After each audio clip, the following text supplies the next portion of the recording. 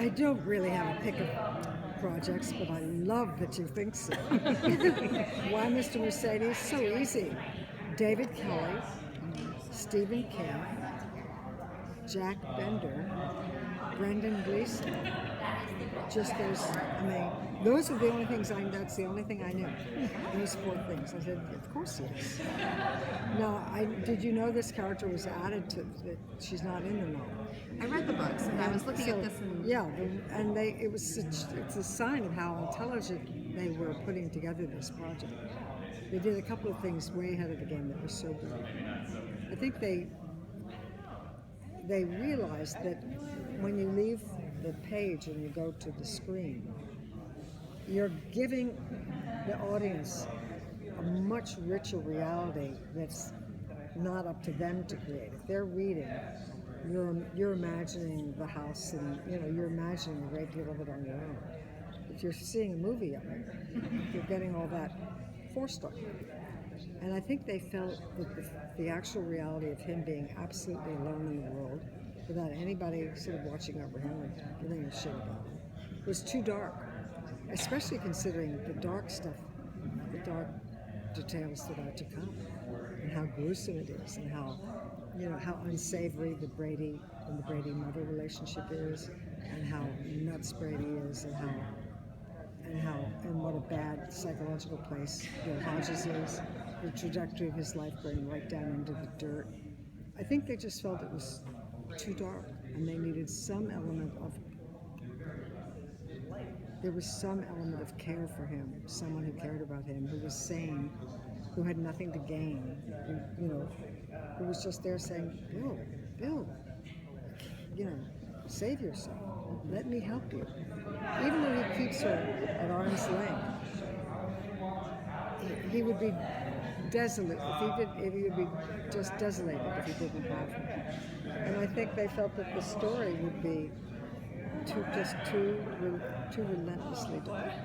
So it was a very smart choice. The other smart thing they did was they got two houses together in Charleston where we filmed this.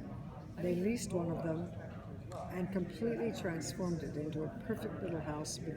They planted a fantastic garden. They had a beautiful garden, built a gazebo in back for her house. And then the Bill Hodges house is just a derelict mess, and every room is a set. It's all a set. The driveway is a set. The garage is a set. The junky yard on the side is a set. The front room, the back room, the kitchen, the bathroom. The bathroom is a set. Because we use this bathroom, and the bathroom is like the foulest bathroom. It's all fake, of course, but it's the dirtiest, grubbiest house you've ever been in your life, but it's been created that way. There's a pair of socks in the corner of there's just mess. There's mess and unattended toys from things that he's collected from long ago that he doesn't pay attention to any longer. And so to create this rich reality, it's very smart that they did that, because we all just live in the middle of that. It's not a set at all. It is a real place that they live. So you had mentioned that your character keeps Hodges at arm's length. No, or he keeps her. He Right. keeps her. So why does she continue to pursue this relationship when he's sort of? Well, I think she's his neighbor, and I think she feels morally obliged to have him know that she's looking out for him. And he becomes he rebuffs her less as the 10 progress. But she always gives him trouble. It's not like she's a pliant, soft little lady. She gives him trouble about everything. She's not a soft person in that regard. She's a little sarcastic. She has a lot to say about what he eats and drinks and what a mess he looks. And conversely, when he spiffs himself up one day, she says, you look fantastic. Great, good for you. And he pulls himself together. So they have a friendly relationship, even though he wants his privacy. I'm fine, Ida. But he'd miss her. And in fact, she is in jeopardy. Anybody close to him is in jeopardy towards the end of the 10 episodes, and he worries that having her in his life is dangerous for him potentially, because of Brady. Do we get to know her outside of her relationship with Hodges, or is it strictly the two It's together? even though you see her going to a beauty parlor once, but she's partly going to a beauty parlor because she hopes to see him later. So it's all in relationship to him. She's there to serve his story. Yeah, she doesn't have a separate life.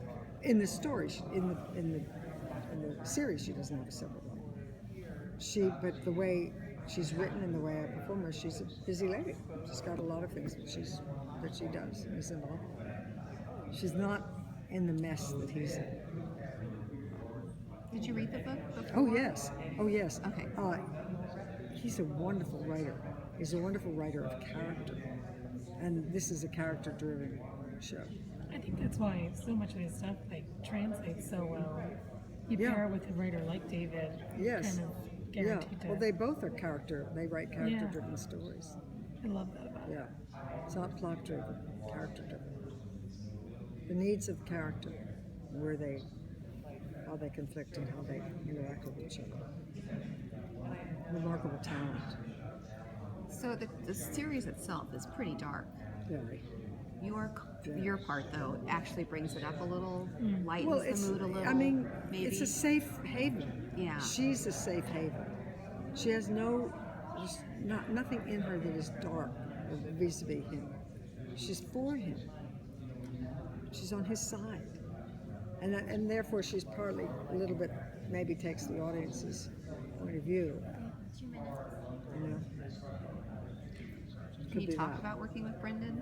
Oh, everything I do is with Brendan, and I knew it would be.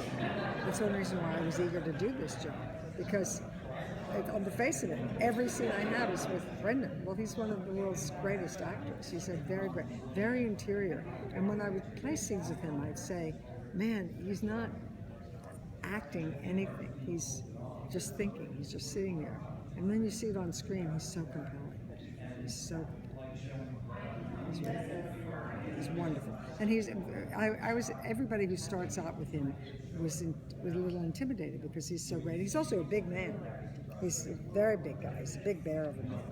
And he's a man of few words. So you're like, how am I doing? You know, how am I doing, baby? So, yeah. And I think he knows that. So with the other actors, he would tend to be, great scene, good job, brilliant, you know. He would often say that when we do something, and get it in one or two takes. He'd say, is that it? And he'd say, brilliant, don't, that's good. Let's move on. That was perfect. You could never do it better. So he's a very supportive actor in that way, and fun. But I don't know how he and Harry do these roles. I mean, it's one thing to do it in a movie. It's one thing to do it on stage. But to do it for, 6 months' time where you're playing in this dark world, very hard, very hard. And I would say to Brendan, did you see such and such on television, or have you read this? Or he said, I can do nothing with this show. I said, do you watch television on the weekend? Do you go see a movie or go to a museum? He said, I do nothing. I cannot do anything. Because he's just completely, he says, I just sit outside, I just sit in nature. Because he's so exhausted mentally and emotionally and physically.